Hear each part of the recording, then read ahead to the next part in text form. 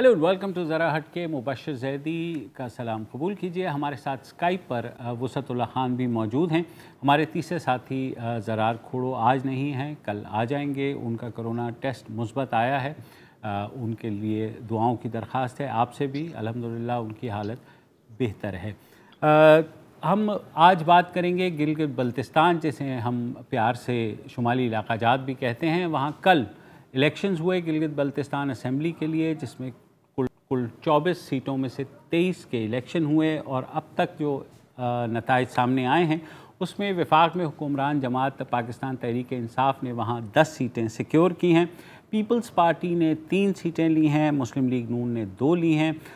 सबसे बड़ा जो वहाँ सीटें आई हैं यानी 7 जो इंडिपेंडेंट्स के हिस्से में आई हैं पीटीआई के बाद, और मजलिस वहदत मुस्लिमीन ने 1 सीट सिक्योर की है। वहाँ इस वक्त जो है सूरत हाल ये है कि जो अपोजिशन जमातें हैं उन्होंने इस पीपल्स पार्टी और नून लीग दोनों ने इन इलेक्शंस के नताइज को मुस्तरद कर दिया है। बिलावल भुट्टो जो पीपल्स पार्टी के चेयरपर्सन हैं वो वहाँ पर धरना देकर बैठ गए हैं डीसी ऑफिस के बाहर। तो हम ताज़ा तरीन से ही शुरू करते हैं। हमारे साथ एजाज़ सैयद मौजूद हैं, सहाफ़ी हैं, जियो न्यूज़ से वाबस्ता हैं और इन्वेस्टिगेटिव जर्नलिस्ट भी हैं। इस पूरे सूरत हाल का वो पहले इस्लामाबाद से कवर कर रहे थे, फिर वहाँ गए। तो वहाँ क्या सूरत हाल है, एजाज़ बताइएगा हमें।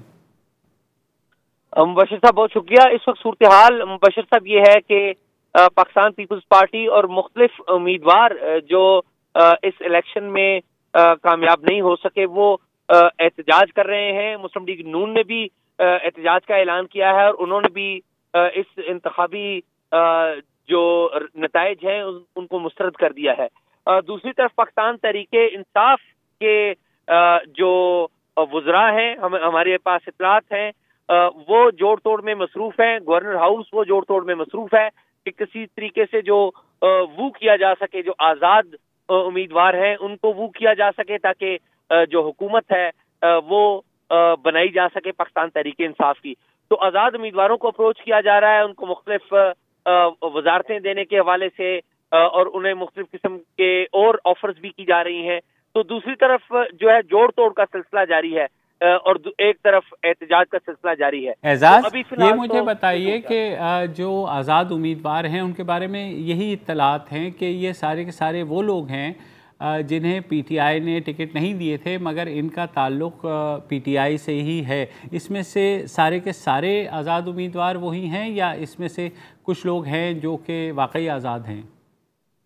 जी हमारे पास जो इत्तलात हैं बशर साहब, मैं जब इधर आया हूँ तो हमें जो पता चला है कि ये जिन पीटीआई के अरकान को टिकट नहीं मिल सका उनमें से कुछ ऐसे भी हैं जो शुरू से पाकिस्तान तहरीक इंसाफ के साथ थे और मौजूदा जिनको पीटीआई ने टिकट दिया उनमें से जो ओरिजिनल पीटीआई हैं उसके सिर्फ एक ही उम्मीदवार हैं जो कि जीते हैं, अमजद जैदी उनका नाम है।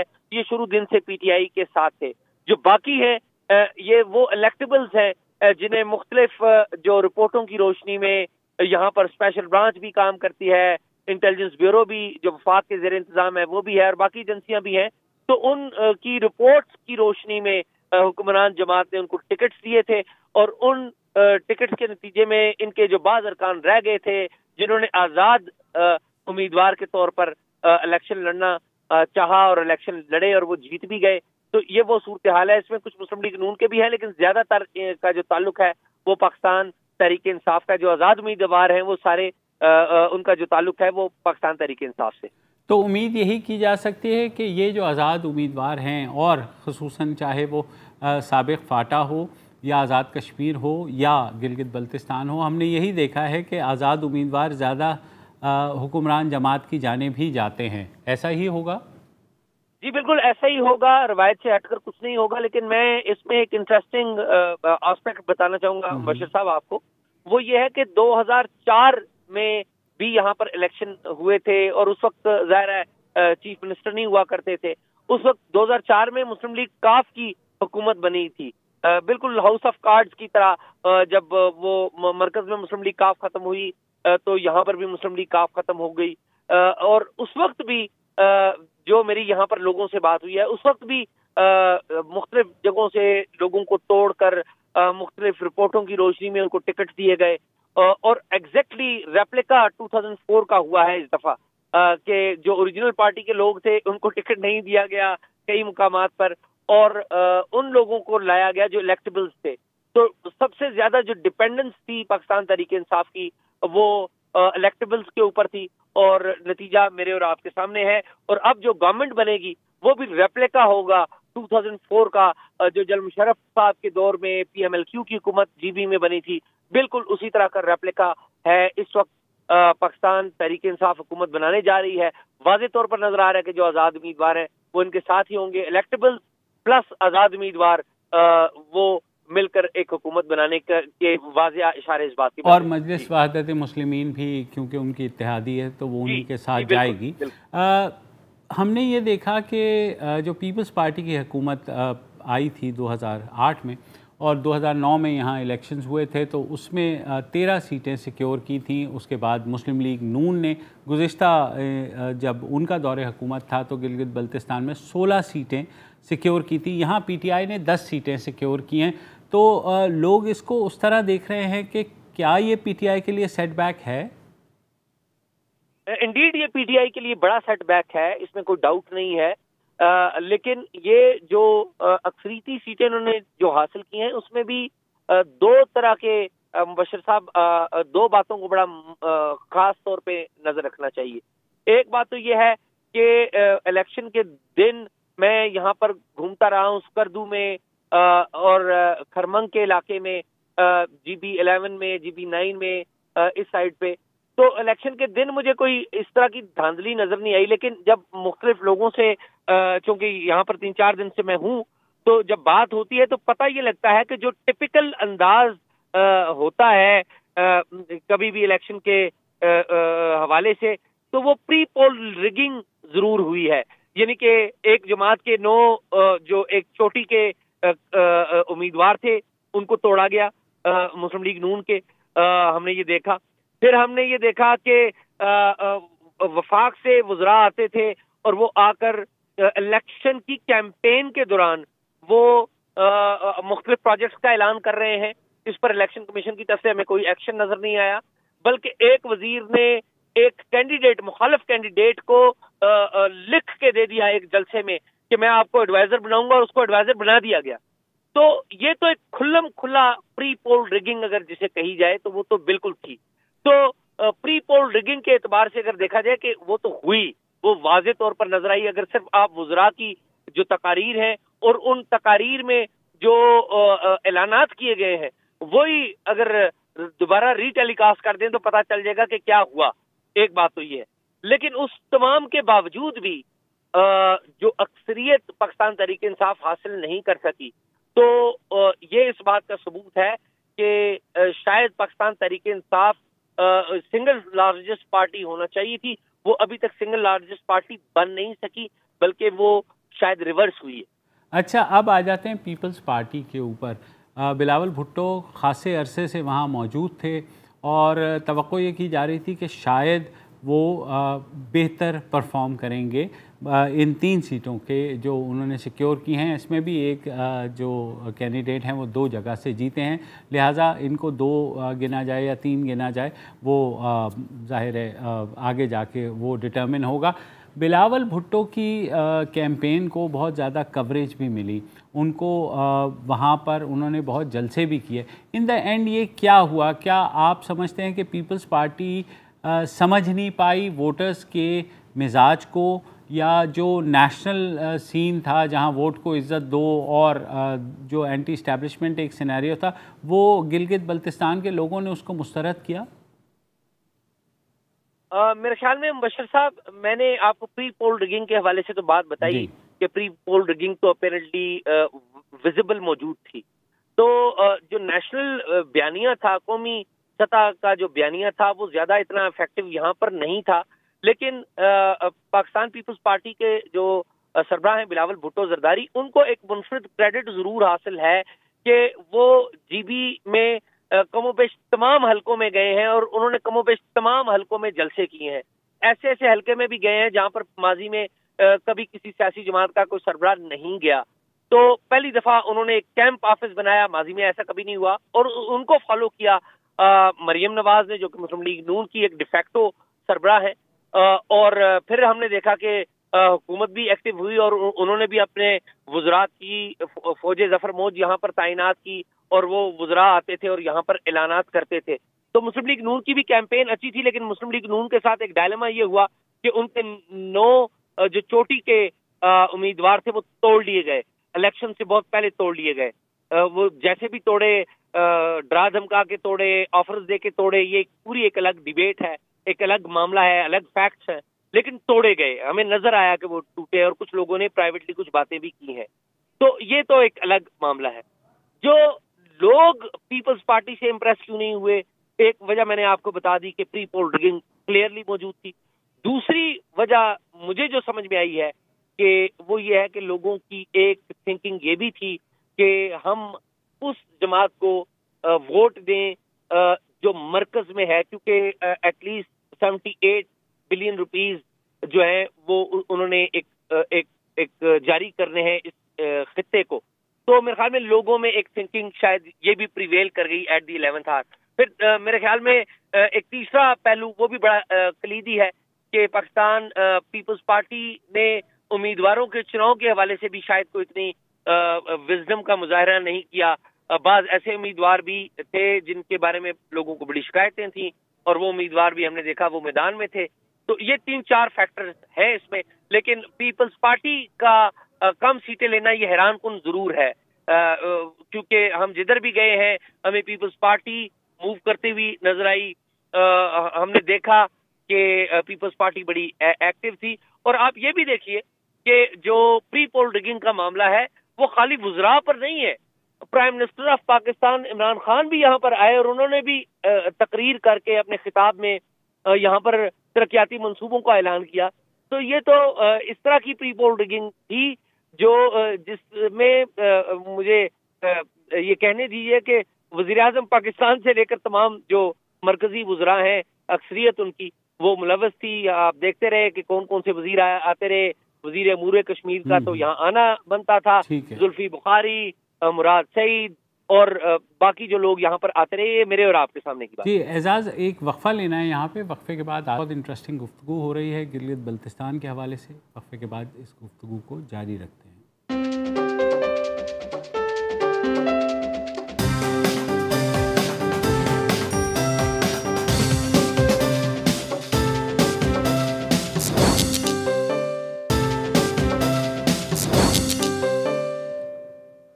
Welcome back. ہم بات کر رہے ہیں گلگت بلتستان الیکشنز میں، جس میں پی ٹی آئی نے 10 سیٹیں سیکیور کی ہیں اور انڈیپینڈنٹس نے 7، جبکہ پیپلز پارٹی نے 3 اور مسلم لیگ نون نے 2 اور مجلس وحدت مسلمین نے 1. اب یہی لگ رہا ہے کہ پی ٹی آئی حکومت بنا لے گی.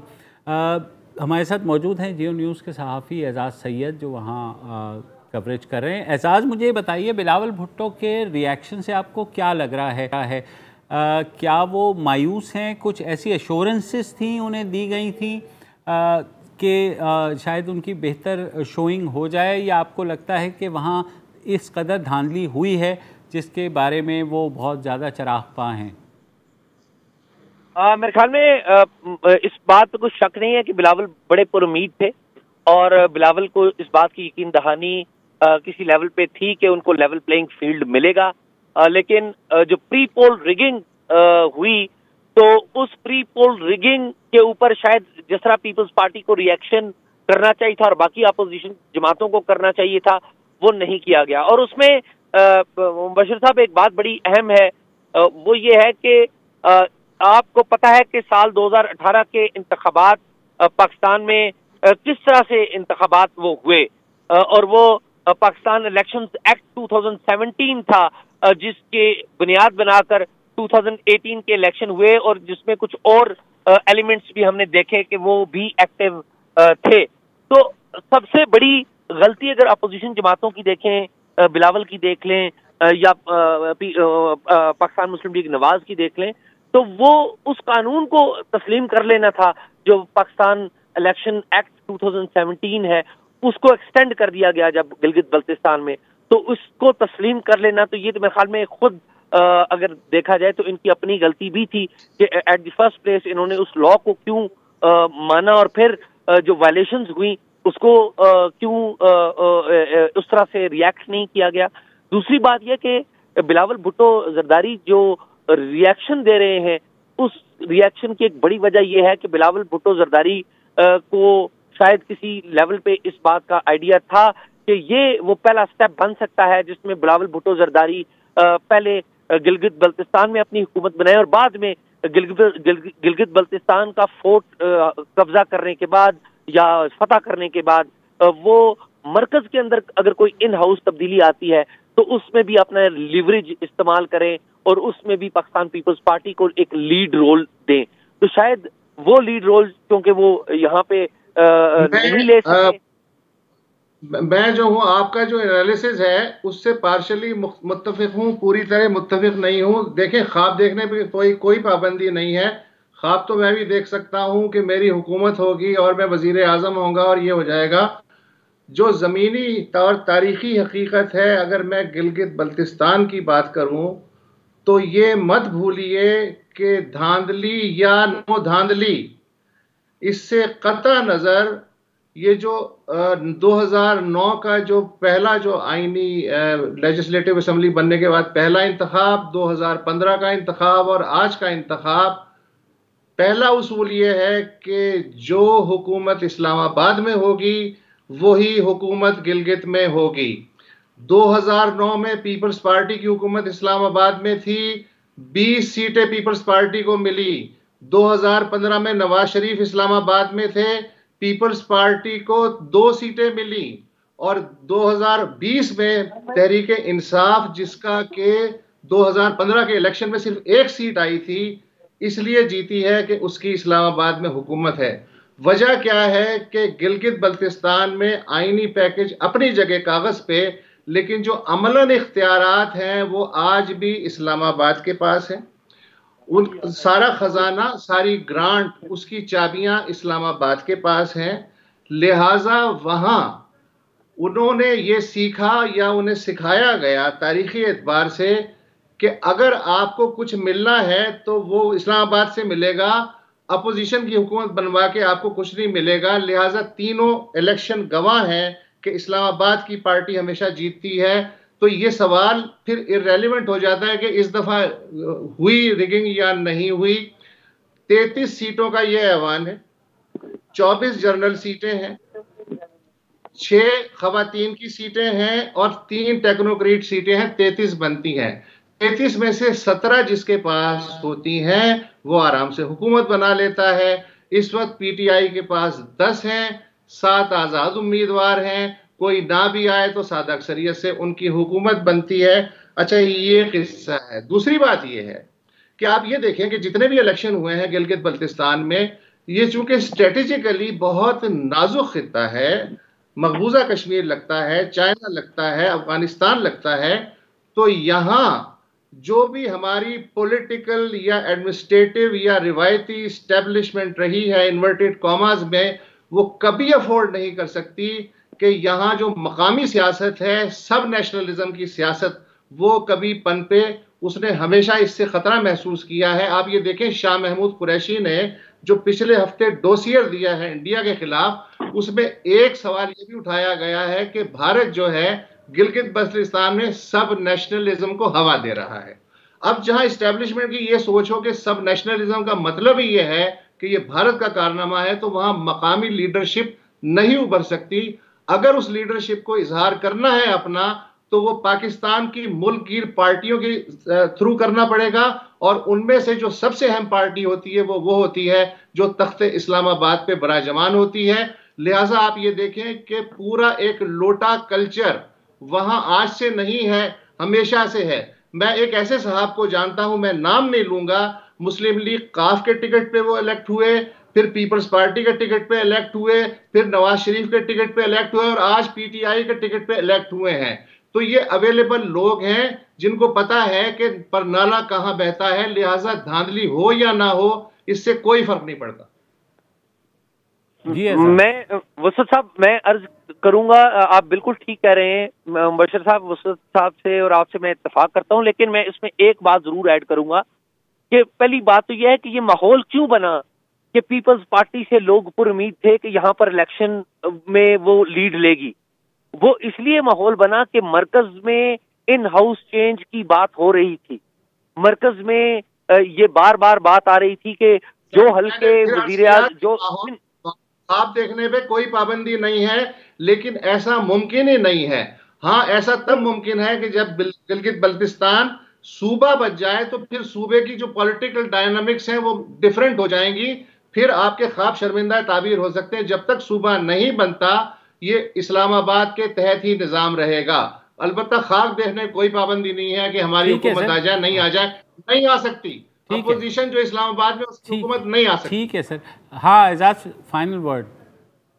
جی میں یہ عرض کر رہا ہوں کہ یہ ماحول اس لیے بنا کہ پہلی دفعہ ہوا ہے کہ تمام جو بڑی جماعتیں ہیں انہوں نے بھرپور کیمپیننگ کی ہے، اور ساری جماعتیں یہ ایکسپیکٹ کر رہی تھیں بالخصوص پیپلز پارٹی کے حوالے سے کہ شاید پیپلز پارٹی کی اسٹیبلشمنٹ کے ساتھ کہیں کوئی انڈرسٹینڈنگ ہے، اور اسی انڈرسٹینڈنگ کے طور پر شاید پہلے مرحلے کے طور پر پاکستان تحریک انصاف کو جی بی میں کوئی جھٹکا دیا جائے، جس طرح وسط صاحب کہتے ہیں نا کہ ان سب لوگوں کو پتا ہوتا ہے کہ پرنالہ کہاں سے بہ رہا ہے.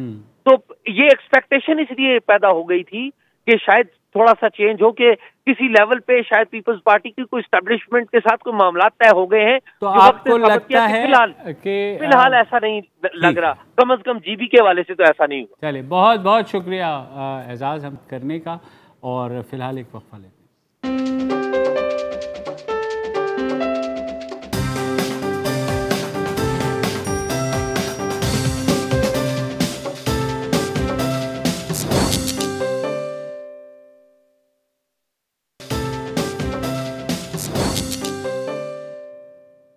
Welcome back. اور پاکستان میں کرونا کی دوسری لہر کی شدت بڑھتی جا رہی ہے. پچھلے 4 روز میں ہم نے دیکھا کہ کیسز جو ہیں وہ 2000 سے بڑھ چکے ہیں روزانہ کی بنیاد پر، اور جو شرح ہے آج جو NCOC کے مطابق وہ 7.2% ہو چکی ہے لوگوں میں مثبت آنے کی.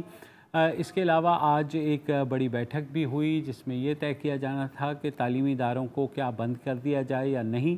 اس میں صوبوں میں کچھ اختلافات رہے. صوبہ سندھ اور صوبہ پنجاب اور خیبر پختونخوا کے جو وزراء اعلیٰ ہیں یا جو وزراء ہیں انہوں نے یہ تجویز دی تھی کہ اگر بند کرنا ہے تو پھر آپ کو کاروبار بھی بند کرنا چاہیے، آپ کو جو ہوٹلز ہیں وہ بھی بند کرنے چاہیے، خالی اسکول بند کرنے سے کچھ نہیں ہوگا. تو اس ساری صورتحال کو اب لے جایا گیا ہے کہ اگلے پیر کے دن دوبارہ یہ بیٹھک ہوگی جس میں ڈیسائیڈ کیا جائے گا کہ آیا اسکولز کو فوری بند کرنا چاہیے یا نہیں. جو وفاق کی تجویز ہے وہ یہ ہے کہ جو اسکولز ہیں ان کو ایکسٹینڈڈ ونٹر ویکیشنز دے دی جائیں. بلوچستان میں کیونکہ سردیوں کی چھٹیاں زیادہ ہوتی ہیں آلریڈی، تو وہاں کا یہ مسئلہ نہیں ہے. بہرحال اس ساری صورتحال پر اگلے ہفتے یہ بحث ہوگی. عالمی سطح پر بھی کرونا کے کیسز ہیں وہ بہت تیزی سے بڑھ رہے ہیں، اور اس کے ساتھ ہی گزشتہ ہفتے ہم نے دیکھا کہ خبر آئی تھی کہ فائزر نے ایک ویکسین بنا لی ہے جو کہ 90% تک کارگر ثابت ہو سکتی ہے. اس سے ایک امید پیدا ہوئی تھی، اور آج ایک اور خبر آئی ہے کہ ایک اور ویکسین بنائی ہے ماڈرنا نے، جس کے مطابق 94.5% تک جو کہ کارگر ثابت ہو سکتی ہے. اس کی تفصیلات ہیں وسعت اللہ خان کے پاس، انہی سے پوچھتے ہیں. جی وسعت. شکریہ. آدھی تفصیلات تو آپ ہی نے بتا دی. جہاں تک اس کا پاکستان کا تعلق ہے، سیکنڈ ویو کا، ستمبر میں 300 کیسز ڈیلی تھے، آج جو ہیں 2400 سے زائد کیسز ہیں. آج ہی عمران خان نے جو اعلیٰ سطحی اجلاس ہے اس کے بعد کہا کہ جی میں اپنی پارٹی کی طرف سے سیاسی سرگرمیاں اور پولیٹیکل ریلیاں معطل کر رہا ہوں. کیا بہترین دن چنا ہے کہ جب گلگت بلتستان کے الیکشن کا پروسیس کمپلیٹ ہو گیا اور جتنی ریلیاں ہونی تھی، جتنا کرونا پھیلنا تھا پھیل گیا. اس کے بعد پرائم منسٹر نے کہا کہ سرکار میں جو ہوں کرونا کی وجہ سے اپنی ریلیاں اور سرگرمیاں معطل کر رہا ہوں، اپوزیشن بھی یہی کر لے. تو اس میں بھی سیاسی پہلو نمایاں ہے. جہاں تک آپ کا اس کا خوشخبری کی بات ہے تو اگرچہ کہ اس پر 5.5 کروڑ سے زائد پوری دنیا میں کرونا سے متاثر لوگوں کی تعداد ہو چکی ہے، جس میں امریکہ میں 11 ملین ہے، لیکن پچھلے ہفتے جو فائزر اور بایوٹیک کی جو ویکسین تھی جو 90% تک مؤثر ہے اس کی جو خبر آئی تھی، آج اس سے بھی بہتر خبر آئی ہے کہ موڈینا نامی جو امریکن فارماسیوٹیکل کمپنی ہے اس نے ایک ایسی ویکسین کا اعلان کیا ہے جو لگ بھگ 95% یعنی 94.5% تک مؤثر ثابت ہو سکتی ہے۔ اب اس کو جو ہے فیڈرل ڈرگ ایجنسی جو امریکہ کی ہے اس کی منظوری کا انتظار ہے۔ اس سال کے آخر تک موڈرنا کا کہنا ہے کہ وہ 20 ملین خوراکیں تیار کر سکتا ہے، جبکہ فائزر کا کہنا ہے کہ وہ 50 ملین خوراکیں بنانے کی صلاحیت رکھتا ہے۔ فائزر کے سربراہ نے ظاہر موڈرنا کے سربراہ کو مبارکباد دی ہے اس لیے کہ یہ ویکسین زیادہ بہتر ہے۔ فائزر اور موڈرنا کی جو ویکسین ہے اس کی تیاری میں ایک روایتی طور پہ یہ ہوتا ہے نا کہ ویکسین میں وہی وائرس استعمال کیا جاتا ہے، بیماری کا جو کارن ہوتا ہے اسی کی مدد سے ویکسین تیار کی جاتی ہے، ایک روایتی طریقہ ہے۔ لیکن یہ جو نئی ویکسینز بنی ہیں ان میں ایک نیا طریقہ استعمال کیا گیا ہے کہ جیسے کرونا کا وائرس ہے وہ استعمال نہیں کیا گیا، بلکہ ایک جینیٹک کوڈ کا ایک حصہ جو ہے وہ ویکسین میں داخل کیا گیا ہے جو جسم کا مدافعتی نظام ہے انسانی جسم کا، اس کو یہ ٹرین کرے گا کہ کرونا وائرس پہ چڑھی ہوئی جو پروٹین ہے اس کی شناخت کیسے کرنی ہے اور اس کے بعد اسے کیسے ڈسٹروائے کرنا ہے۔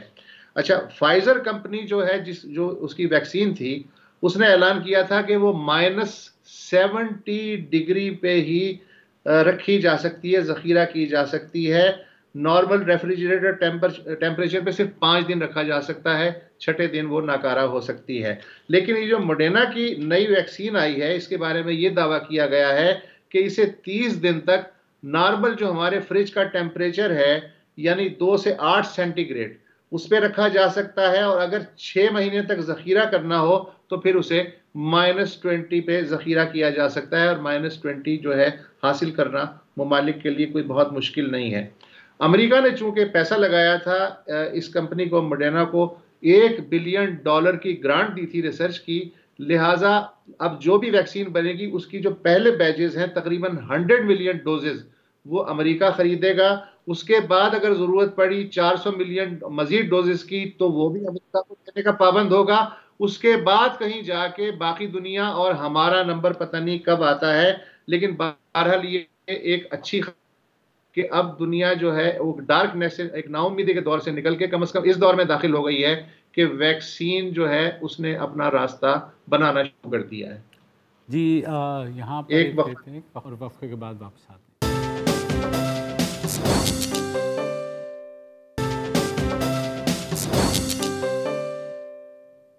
Welcome back. اور گزشتہ ہفتے سندھ کے علاقے کشمور میں ایک افسوسناک واقعہ ہوا تھا جہاں ایک خاتون اور اس کی 5 سالہ بچی کو ریپ کیا گیا تھا، جس کے بعد پھر پولیس نے کارروائی کی اور وہ جو ریپسٹ تھا اس نے اس خاتون کو چھوڑ کر اس کی 5 سالہ بچی کو یرغمال بنا لیا تھا، اور بعد میں اس خاتون سے کہا تھا کہ وہ کسی اور خاتون کا بندوبست کریں۔ پولیس نے اس وقت جو ایکشن لیا تھا اس میں وہاں کے ایک ASI ہیں خدا بخش بلرو، جنہوں نے اپنی بیٹی سے پھر بات کرا کے ملزم کو ایک جگہ بلایا اور وہاں اس کو گرفتار کیا گیا۔ بعد میں وہ ملزم جو ہے پولیس اسے لے کر جا رہی تھی کو ایکیوز کو اریسٹ کرنے کے لیے، جہاں پولیس کے مطابق جو کو ایکیوز کی فائرنگ سے وہ جو ملزم ہے رفیق ملک وہ مارا گیا۔ اس ساری صورتحال میں جو ASI خدا بخش بلرو تھا ان کے کردار کو بہت سراہا گیا کہ انہوں نے اپنی ہی صاحبزادی کو اس ساری صورتحال میں خطرے میں ڈال کر اس مجرم کو پکڑا، اور اس کے بعد وفاقی سطح پر عمران خان نے بھی ان کی ASI اور ان کی فیملی سے بات کی اور ان کو اپریشیٹ کیا۔ سندھ میں بھی بہت سراہا گیا، بلکہ آج کراچی میں جو سندھ پولیس کا ہیڈ کوارٹر ہے وہاں پر اس ASI خدا بخش بلرو اور ان کی فیملی کو بلایا گیا اور ان کو گارڈ آف آنر پیش کیا گیا۔ بہت ہی ایک اچھی بات ہے کہ کشمور کے علاقے جیسے علاقے کے ایک ASI کو اتنی عزت دی گئی، اور جو ظاہر ہے پولیس کے لیے ایک بہت بڑا ایک اعزاز کہہ لیں آپ اسے، اور ایک جس طرح سے انہوں نے کارروائی کی اس کی ہر جگہ اپریشیٹ کیا گیا۔ وسعت آپ کچھ کہیں گے؟ हाँ, मेरे लिए भी ये हैरान कुन भी है और खुशी की बात है कि पहली बार जो एक लोअर रैंक के ऑफिसर हैं उनको उनकी शुजाअत पे और हाजिर दिमागी पे और बहादुरी पे जो है वो बाकायदा स्टेट लेवल पे एक्नॉलेज किया गया। ये सिर्फ एक इंडिविजुअल को एक्नॉलेज करना या उसकी हौसला अफजाई नहीं होती है, इस तरह के जो जेस्चर्स हैं पूरे महकमे का हौसला बढ़ता है और ये उन्हें सबक मिलता है कि अगर आप beyond the call of duty जो कुर्बानियाँ दे रहे हैं अगर देंगे तो उनको इसी तरह से रिकग्नाइज करने की एक रिवायत पड़ती है। तो सिंध पुलिस ने मेरा ख्याल है आज जो रिवायत डाली है और बाकायदा जो है सोशल मीडिया पे उसका चर्चा भी है, आप भी देख रहे होंगे। तो मेरे ख्याल में कि ये बातें ये जारी रहनी चाहिए, इसलिए कि हम लोग हर वक्त तनकीद करते रहते हैं कि जी पुलिस ने ये किया वो किया, ज़ाहिर है वो भी होता है सब, लेकिन जब इस तरह के मुहय्यरुल उक़ूल और आउट ऑफ ट्रैक जो हैं कारनामे सामने आते हैं तो यकीनन उन्हें खुले दिल के साथ अप्रिशिएट करना चाहिए, जिस तरह हम खुले दिल के साथ उन पर तनकीद भी करते हैं। तो गॉड ब्लेस बुर्रो साहब फैमिली और बाकियों के लिए भी उनकी मिसाल जो है वो मशअल राह हो, मेरी दुआ है।